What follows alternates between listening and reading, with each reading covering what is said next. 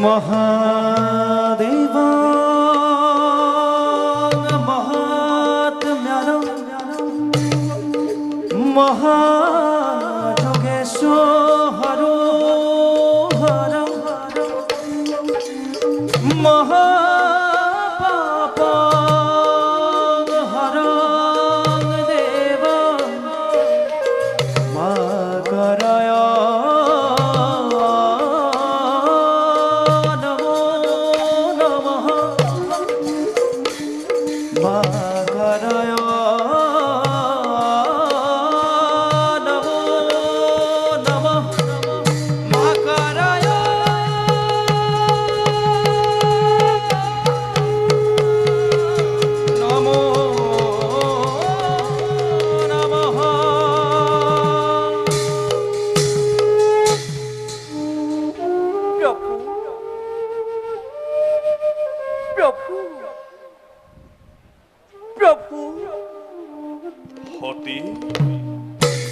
কিয় তুমি অকারণে হলা উপস্থিত? প্রভু, অকারণে অহা বাবে হল যদি তব ধ্যান ভগ্ন, অভাগীৰ সৰ্বদোষ কৰিব মাত্ৰ না। নকৰা আক্ষেপ হতি। প্রভু, দুর্বল মন আজি মোর অতিকেই চঞ্চল, সেইবাবে ধ্যান ভঙ্গ হল আজি মোর। পরা নাই বুঝিব একুকে কিহর বাবে এই চঞ্চলতা।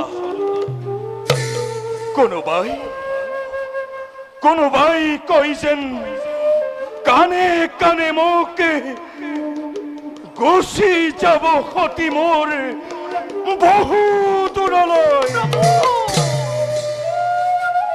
নকৰিব নকৰিব প্ৰভু, অনেক কল্পনা সতী যুগে যুগে জন্মে জন্মান্তৰে আপোনাৰে সেবিম চৰণ।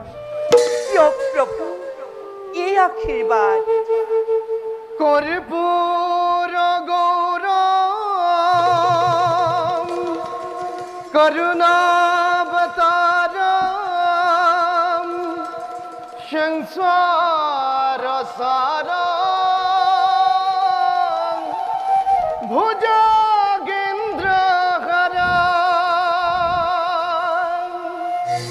সদা প্রসন্নম হৃদয়ারবিন্দে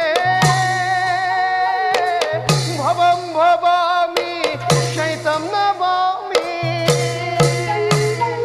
ওম নমঃ শিবায়, ওম নমঃ শিবায়, ওম নমঃ শিবায়, ওম নমঃ শিবায়, ওম নমঃ শিবায়, ওম নমঃ শিবায়। হর হর মহাদেব। আহক আহক দেৱৰীষি, আজি অতি পুণ্য বলে দেখা পালো আপোনাৰ যুগল চৰণ। নাৰায়ণ। পাৰো কওকচোন দেৱৰীষি, জগতৰ মংগল বাতৰি। দেৱী, কৰ্তব্য পালনৰ হেতু ভমিতি ভুৱন আহি পালো মই কৈলাসিংহৰ। অকস্মাতে ত্ৰিভুৱন ভ্ৰমণৰ বাসনা জাগে কি কাৰণে? নাৰায়ণ নাৰায়ণ দেৱী, নাৰায়ণে যেনেদৰে ভিন্ন সময়তে ভিন্ন ৰূপ কৰে ধাৰণ, ময়ো আজি পৰৰে নিমন্ত্ৰণৰ ভাৰ লৈ, পৰৰে মহাযজ্ঞৰে নিমন্ত্ৰণৰ ভাৰ লৈ আহি পালো মই কৈলাসিংহৰ। পাৰো কওকচোন দেৱৰীষি, দেৱী, কোনে এনে মহাযজ্ঞ কৰি আয়োজন ত্ৰিভুৱন কৰিছে নিমন্ত্ৰণ? নুসুধিবা নাম সিজনাৰ। দেৱৰীষি, অ দেৱী, একমাত্ৰ কৈলাসৰ বাদে সকলোকে নিমন্ত্ৰণ কৰিছে সেই মহাযজ্ঞলৈ। কি ক'লে দেৱৰীষি? একমাত্ৰ কৈলাস বাকী? কওক কওক দেৱৰীষি, দেৱী। কোন সেই মহাকীৰ্তিমান যাৰ বাবে আজি কৈলাস বঞ্চিত? দেৱী, নাম শুনি নাপাবা সন্তোষ সেইবাবে অতপৰে কোৱা নাছিলো দেৱী কওক দেৱৰীখী তথাপিতো সুধিছা যেতিয়া কওঁ তেন্তে শুনা প্ৰভু কওক যজ্ঞকৰ্তা কোন যজ্ঞকৰ্তা কওক দেৱৰীখী কোন যজ্ঞকৰ্তা যজ্ঞকৰ্তা কোন যজ্ঞকৰ্তা তোমাৰ পিতৃ দক্ষ প্ৰজাপতি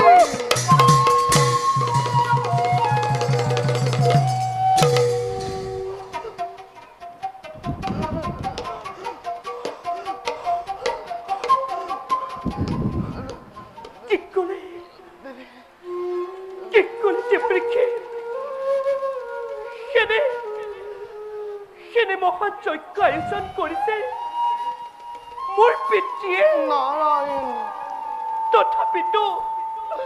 তথাপিতো নিমন্ত্ৰণ নাপালে স্বামীয়ে কিয় বাৰু এনেদৰে অৱহেলা কৰি নিজৰ কন্যাক অপমান কৰিলে এনেকে দেউতাক মোৰ নহয় প্ৰভু চৰণত ধৰি মই বুজা পিতৃক দিয়ক প্ৰভু দিয়ক অনুমতি যাওঁ মই পিতৃকেহে নকৰি পলম অসম্ভৱ সতী প্ৰভু বিনা নিমন্ত্ৰণে নোৱাৰিবা কদাপি যাবলৈ তুমি পিতৃৰ গৃহলৈ প্ৰভু পিতৃগৃহে কন্যা যাব পাৰে বিনা নিমন্ত্ৰণে নুখে তাত কোনো অপৰাধ দেৱী মই বিদায় মাগিলো মোৰ অপৰাধ মাৰ্জনা কৰিবা দেৱী এই গৃহ কন্দলৰ ভাগে মই ল'ব নোৱাৰিম দেৱী মই বিদায় মাগিলো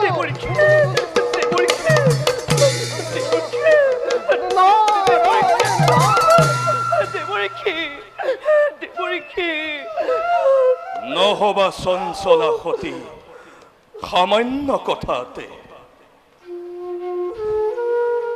নাই মোৰ কোনো স্পৃহা বিষয় বাসনাতে নাই মোৰ কোনো মান অপমান মিছাতেই নকৰিবা ক্ষেপে কৈলাসৰ গিৰি মল্লিকাই নালাগে বিচাৰিব অট্টালিকা পথৰ ভিক্ষাৰীয়ে দৰিদ্ৰ শংকৰ যিদিনাই তুমি বৰমাল্য কৰিলা প্ৰদান সিদিনাৰে পৰা দৰিদ্ৰৰ মহাৰত্ন হৈ জিলিকিছা কৈলাসৰ শুভ্ৰ শিখৰতে সতী প্ৰভু যোৱা যদি পিতৃৰ গৃহলৈ তুমি বিনা নিমন্ত্ৰণে কোনে বাৰু সম্ভাষণ যাচিব তোমাকে জানি শুনি শিৱৰ নিন্দা শুনিবৰ বাবে কৰিছা যেতিয়া তুমি ইমান উৎসাহ পাৰিবা অৱশ্যে যাব নাই মোৰ অলপ আপত্তি ভুল আপুনি নুবুজিব মোক স্বামী নিন্দা শুনি পিতৃৰ গৃহত তৃপ্তি লভিবৰ বাবে কদাপি নাযায় সতী পিতৃ গৃহলৈ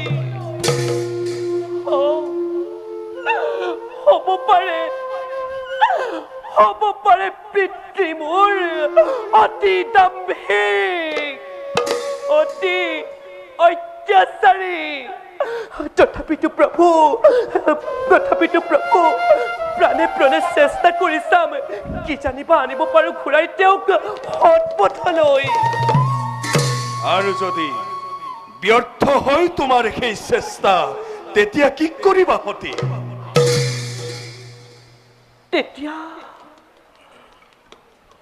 তেতিয়া প্ৰভু সতীয়া দিব তাত দেহ বিসৰ্জন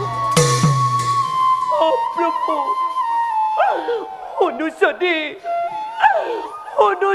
স্বামী নিন্দা পিতৃৰ মুখত তোমাৰ এই অভাগী সতীয়া দিব তাত দেহ বিসৰ্জন এই কথা মই নকলেও পাৰিছো বুজিব সেইবাবেই তোমাক মই বাৰে বাৰে কৰিছো বাৰণ যদিহে নোযোৱা তুমি পিতৃৰ গৃহলৈ শিৱৰ নিন্দা তোমাৰ নপৰে কাণতে চিৰদিন চিৰদিন মহাৰত্ন হৈ থাকা মোৰ বুকুৰ মাজত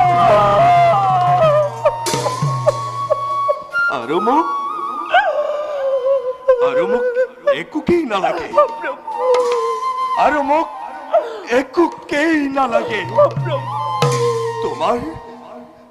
তোমাৰ এই কোমল স্পৰ্শতে অভিনৱ সাজেৰে মই সাজিছো কল্যাণে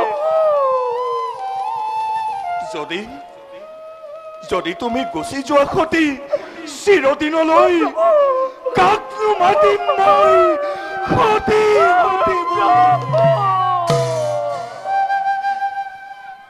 সেইবাবে নকৰিবা তুমি আৰু মুক্ত নাই প্ৰাৰ্থনা নকৰিবা তুমি আৰু মুক্ত নাই প্ৰাৰ্থনা সেইবাবে যদি বিশ্বই কৰে হাহাকাৰ ব্ৰহ্মা বিষ্ণু হৈ যদি প্ৰতিদ্বন্দ্বী মোৰে তথাপিতো প্ৰতিৰোধ কৰি কনক কমল পাহি শিৱৰ বুকুৰ ৰাখিম যতনে মোৰ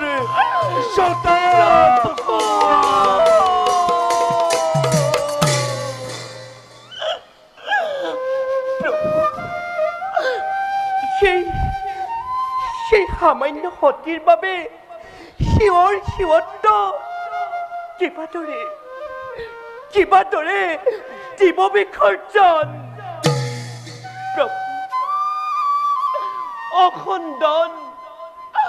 অখণ্ডন বিধিৰ লিখন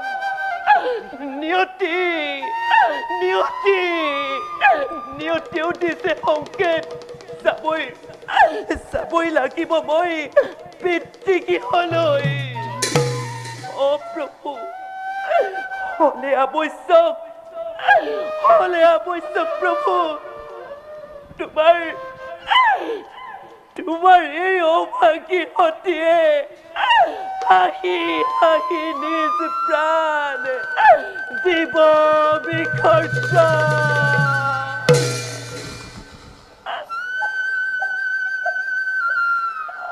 সঁচাকৈ মই তেন্তে কান্দিব লাগিব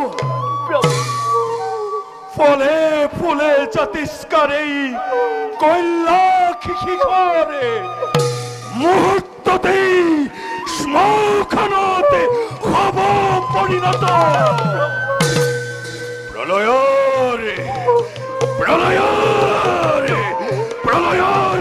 ৰুদ্ৰ ৰূপ ধৰি নাচিব লাগিব আজি বগলা শংকৰে কিন্তু সতী ই যে হ'ব অতি ভয়ংকৰ সতী ই যে হ'ব অতি ভয়ংকৰ শুনা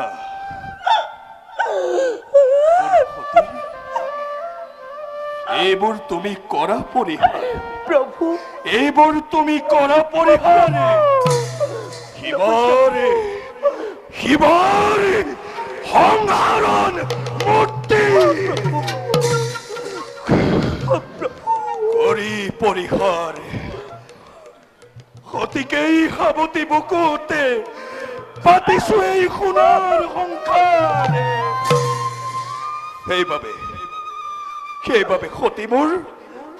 সেইবাবে সতী মোৰ কল্যাণী শিৱানী প্ৰভু এনে ভাবি নিদাৰুণ হৈ নগণ্য যজ্ঞত তুমি শিৱৰ সন্মানৰ হেতু কিবা দৰে নিজ প্ৰাণ দিবা বিসৰ্জন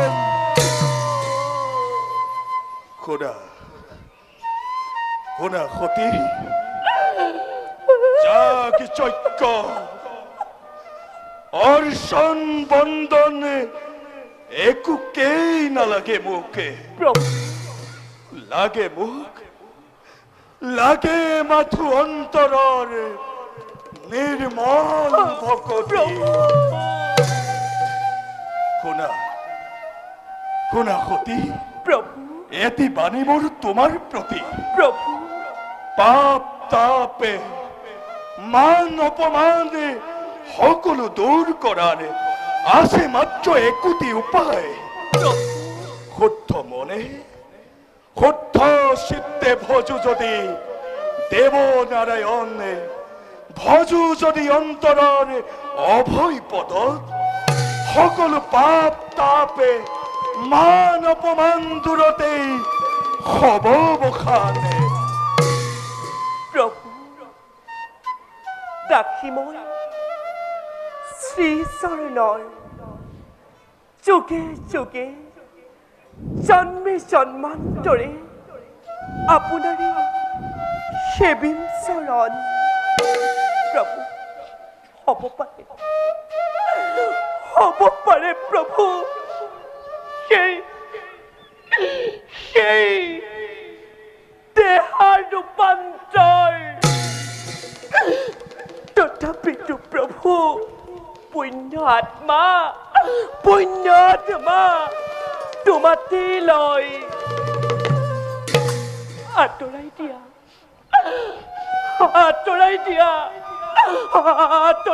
দিয়া প্ৰভু মায়াৰ কুঁৱলী। সামান্য গৃহস্থী তুমি নোহোৱা কদাপি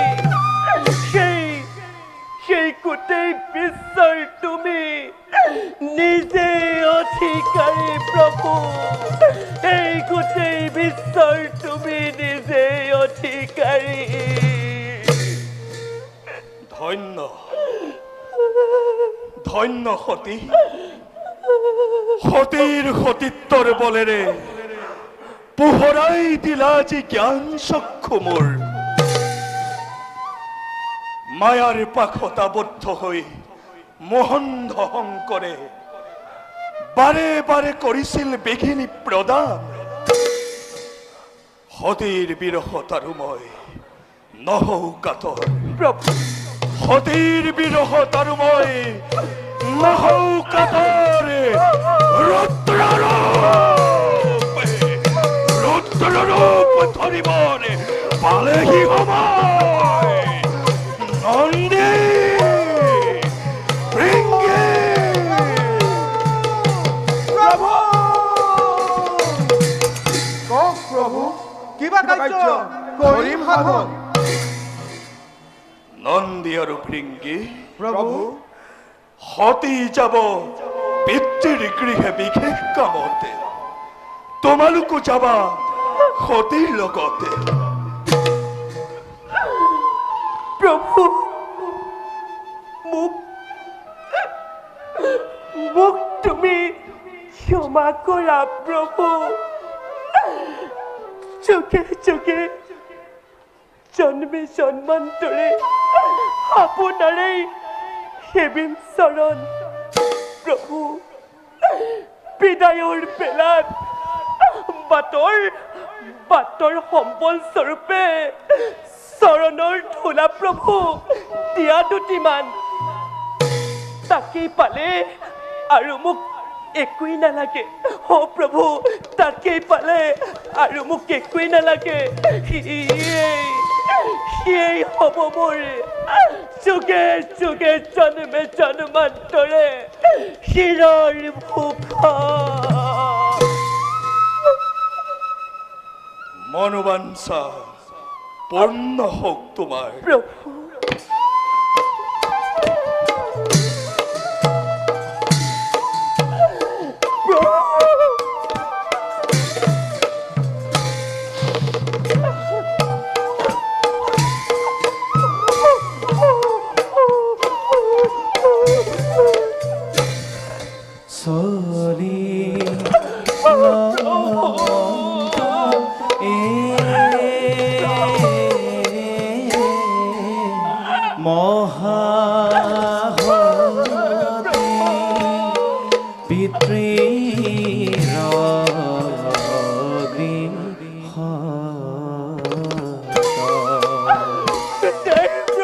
হৰিয়ে সঙ্গে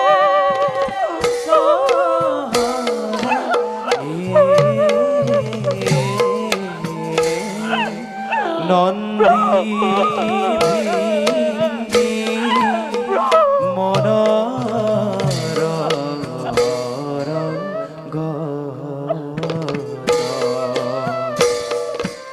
হৰিয়ে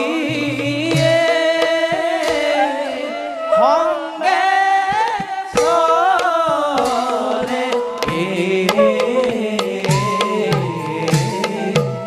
নন্দী ভৃঙ্গি মনৰ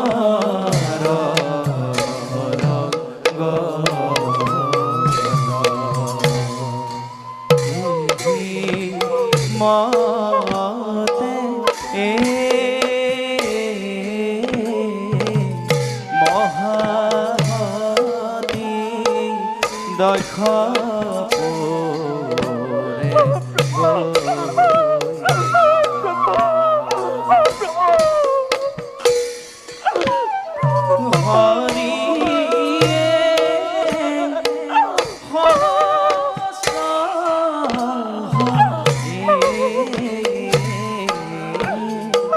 মাঝে ৰাখি হৰি